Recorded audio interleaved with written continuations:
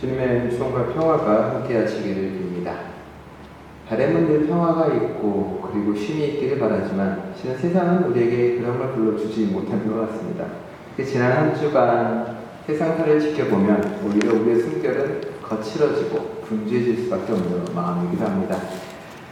떠나온 고국이지만 우리의 사랑하는 사람들이 남아있는 조국 땅을 뒤돌아보면 여전히 버석거리고 정신없고 그리고 심란한 마음에 들 수밖에 없습니다. 부정한 권력이 그리고 가진 자들이 그리고 잘못된 영들인 사람들이 오히려 세상을 더 힘들게 만들고 괴롭게 만들고 아프게 만듭니다. 모든 게 썩어있는 것처럼 도려내고 다 치료해야 될 세상처럼 보여집니다. 그래도 믿고 그래도 따르는 사람들이 정의를 희망하는 사람들이 모여서 촛불을 들고 목소리를 높이고 있습니다. 그들의 정직한 마음을 비웃기려도 하듯 여전히 별 진전이 없는 것 또한 가슴 아프게 다가옵니다. 한국만 그런 게 아닙니다. 얼마 전 있었던 바로 옆에 나라인 미국도 마찬가지입니다. 선거가 있었고요. 어느 누구도 예상하지 못했던 후보인 도널드 트럼프가 당선이 됐습니다. 여성들과 이민자들, 성소수자까지 차별하는 발언을 서슴지 않고 수많은 사람들을 차별하고 배타의 목소리를 높인 사람이 대통령이 된 사실을 보면서 놀랍기도 하고 조금 어처구니가 없기도 했습니다. 사람들이 선거를 하고 투표를 할 때 보편적 가치나 옳음에 투표하는 것들이 아니라 결국은 자신의 분노와 그리고 자신의 이익을 위해서 투표한다는 생각에 가슴이 저리기도 합니다.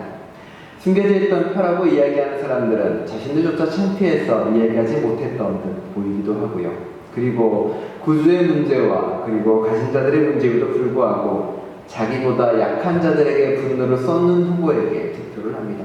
자신보다 약한 여성, 자신보다 약한 이민자, 자신보다 약한 소수민족들 향해 분노를 표하는 사람들에게 표가 몰리기도 합니다. 그런 걸 보게 되면 사람들은 여전히 희망이 없나라고 고개를 갸우뚱거리게 되고요. 세상은 여전히 거대한 악한 영에 사로잡힌 것처럼 보이기도 합니다. 예수님은 이 땅에 오셔서 수없이 많은 귀신들이 저를 고쳤다라고 이야기합니다.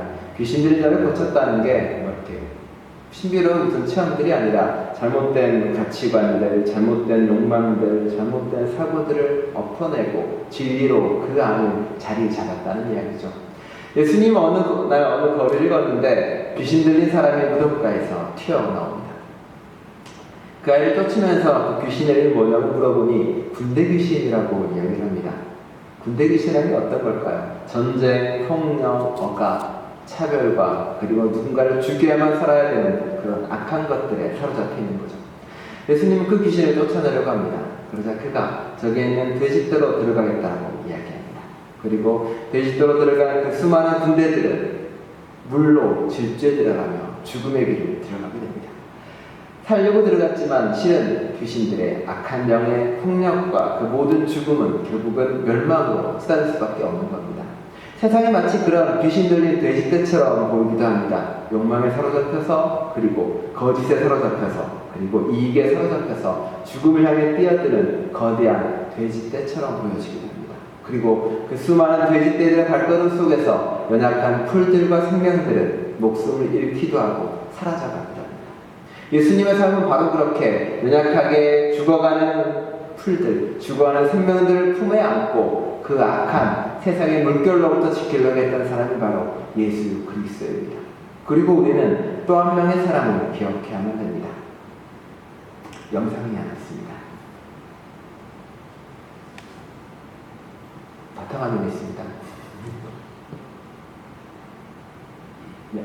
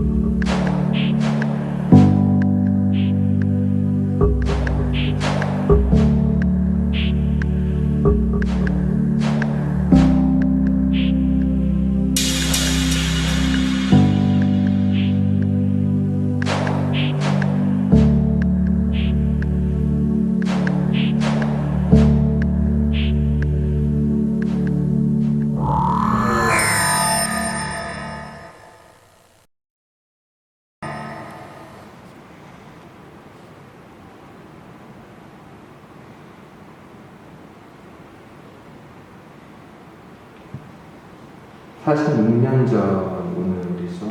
근로기준법을 준수하라고 외치면서 자기 몸을 역사의 십자가에 순교자로서 던진 전태일이 바로 예수와 같은 사람입니다.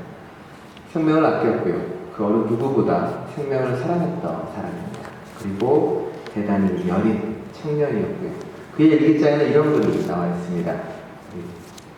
충호 씨께서 여린 감성으로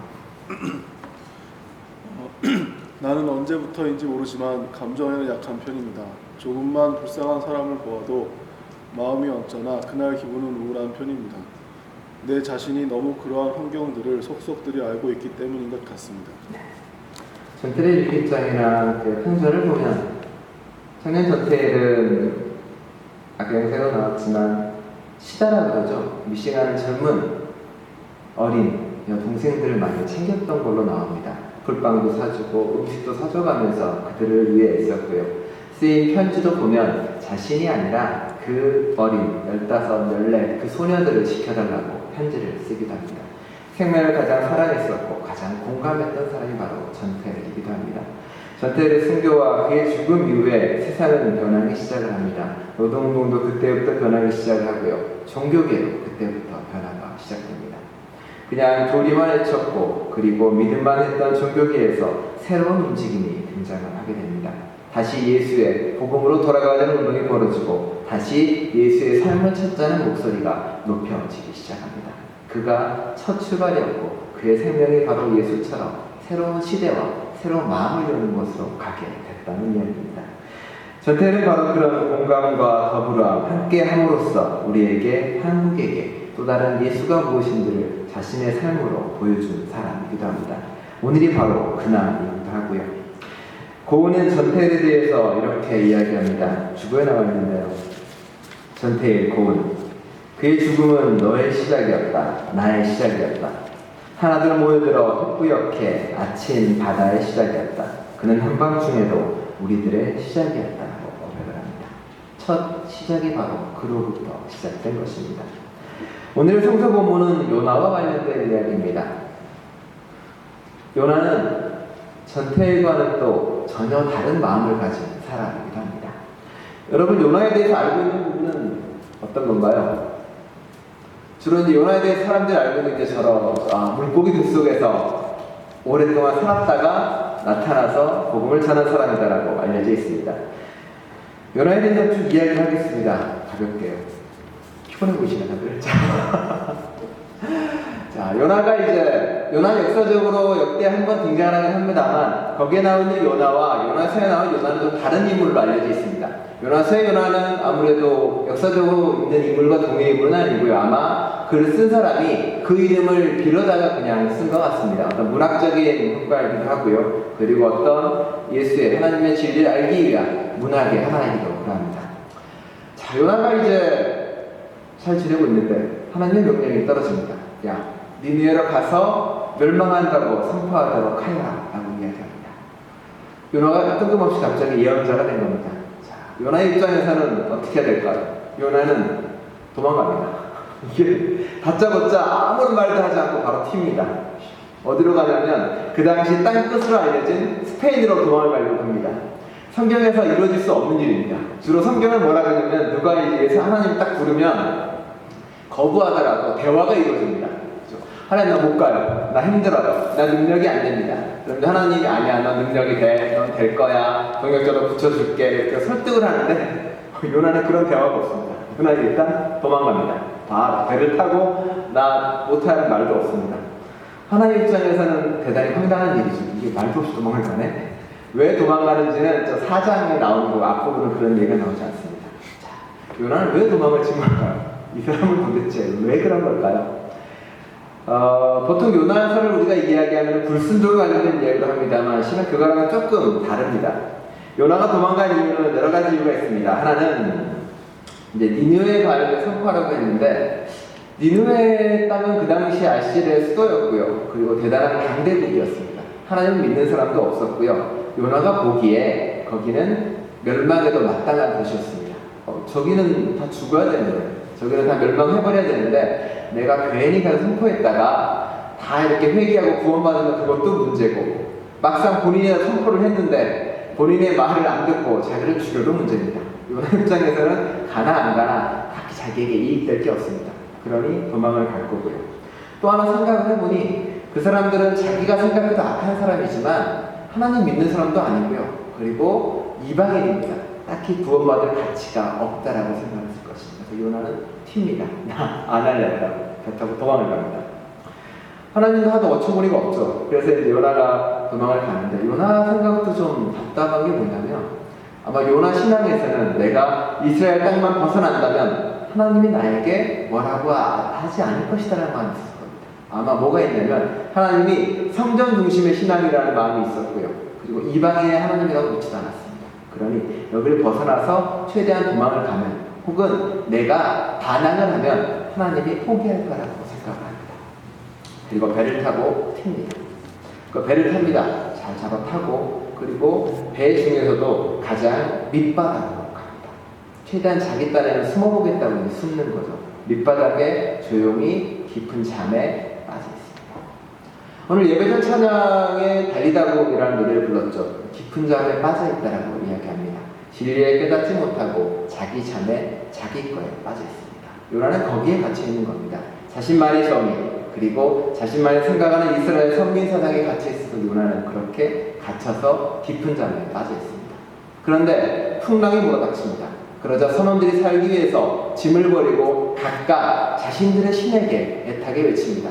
그리고 이제 마침 선장이 돌아다니죠. 야, 이제 큰일 났다. 어떡하냐. 그랬더니 저 밑바닥에 자고 있는 요나를 보게 됩니다. 깨우죠. 일어나라. 요나한테 물어봅니다. 너 여기 왜 있고 무슨 일이냐? 너도 좀 너희 신에게 기도를 해라라고 이야기합니다. 물어보니까 요나가 당당하게 이야기합니다. 나는 히브리 사람이고 나는 하나님을 경외하는 사람입니다라고 이야기해요. 말하고 행동이 다르죠. 본인은 하나님을 경외하는 사람이라고 이야기하는데 정작 자신은 하나님 말씀은 따르지도 않고 도망가는 처지입니다. 말씀도 안 듣고 도망가는 처지에 자신은 하나님의 경외하는 사람이라고 당당히 밝히는 겁니다. 지금 우리도 그렇지 않나요? 하나님 말씀을 하나도 안 들으면서 나는 믿는 사람이라고 이야기하는 사람들이 세상에 널려있죠. 이름만 교회고 이름만 크리스찬이고 정작 하나님이라는 동떨어져 사는 사람도 많이 있습니다. 그런 사람들은 요새 청와대 가서 박근혜 대통령을 만나고 계시는 수많은 종교계 인사가 바로 그런 사람들이죠. 그렇게 이야기하는데 그 선장을 통해서 하나님의 목소리가 들려옵니다. 어떤 목소리죠? 네가 기도하고 돌이키면 하나님이 너를 구원할 수도 있을 것이다라는 목소리가 들려옵니다. 실은 이 멘트는 니느웨에 가서 선포하라는 그 이야기를 요나에게 다시금 선장을 통해 하는 겁니다. 믿는 사람이 아니라 이방인을 통해 다시금 요나에게 그 깨달음을 좀 깨달으라고 너의 정의와 너의 선민사상을 깨트리라고 다시 한번 이야기하는 겁니다. 요나는 그런데 깨우치지 못합니다. 그리고 요나는 그 배에서 기도도 안 합니다. 있습니다. 그렇죠. 이방인들이 이제 이야기하다 보니 요나가 자신 탓이라고 이야기하니 요나를 이렇게 희생제물로 바쳐야 될 지경에 처합니다. 그런데 이방 사람들은 그렇게 안 합니다. 살려보겠다고 땅으로 계속 돌을 저어갑니다. 그럼에도 불구하고 폭풍이 잦아들지 않자 결국 요나를 희생제물로 바치게 되죠. 그러면서 이야기합니다. 내가 이 사람들을 어쩔 수 없이 이 희생제물로 내놓지만 하나님 우리를 용서해달라고. 이 사람들을 버리고 이 요나를 우리가 바다에 빠뜨리지만 우리의 잘못이 아니다. 우리가 지금 하고 있는 이것이 아니라고 이야기합니다. 오히려 요나보다 하나님을 믿지 않는 이방 사람들이 오히려 하나님의 진리에 훨씬 더 가깝고 훨씬 더 말씀을 고백하게 됩니다. 그리고 요나는 바다로 던져지고요. 그리고 그 배를 몰던 이방 사람들은 어떻게 되나요? 이방 사람들은 그걸 통해서 하나님께 돌아갔다라고 이야기합니다. 오히려 하나님을 믿는 사람이 되가는 거죠. 마치 앞으로 니느웨에 있을 사건과 똑같아지는 거죠. 자, 그리고 바로 이 사건이 벌어집니다. 요나를 이제 그 물고기가 덥석 삼키게 되죠. 고래네 뭐 이런 건 의미가 없고요. 동화 속 이야기니까요. 삼켜집니다.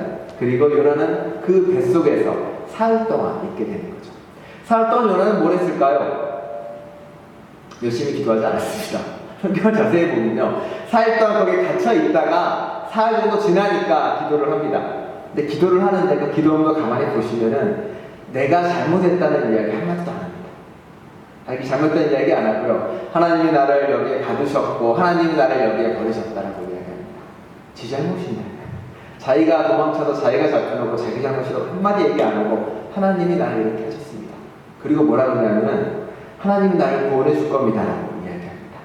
다시 뭐 회개하지도 않는데 여전히 그 사람은 자신의 선민, 나는 이스라엘 민족이니까 나는 하나님이 택했으니까 하나님이 나를 구원해 줄 거야 라는 거기에 똘똘 뭉쳐 있습니다. 그러면서 무슨 얘기하는지 아세요? 이방 사람들은 희생제물도 바치지 않고 하나님께 구원받지 못하지만 나는 하나님이 구원할 겁니다 라고 이야기를 하십니다. 그렇죠? 여전히 왜? 이방 사람들과 자신을 나누는 거에 갇혀 있게 됩니다. 하지만 아시는 것처럼 이방 선원들은 이미 하나님께 돌아가서 구원받는 경험을 하게 되죠. 자, 요나는 여전히 바뀌지 않은 채 땅에 뱉어집니다. 더러운 것처럼 뱉어지는 거죠.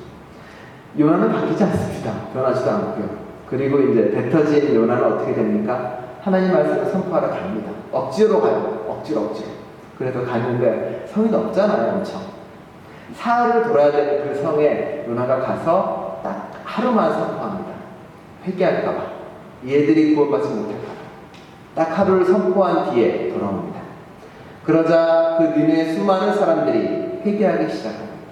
그런데 사람을 회개한 게 아니라고 나와요. 어떤 겁니까? 왕이 이야기해서 사람도 회개하지만 동물들도 회개합니다. 동물들도 이렇게 거듭나기 시작합니다.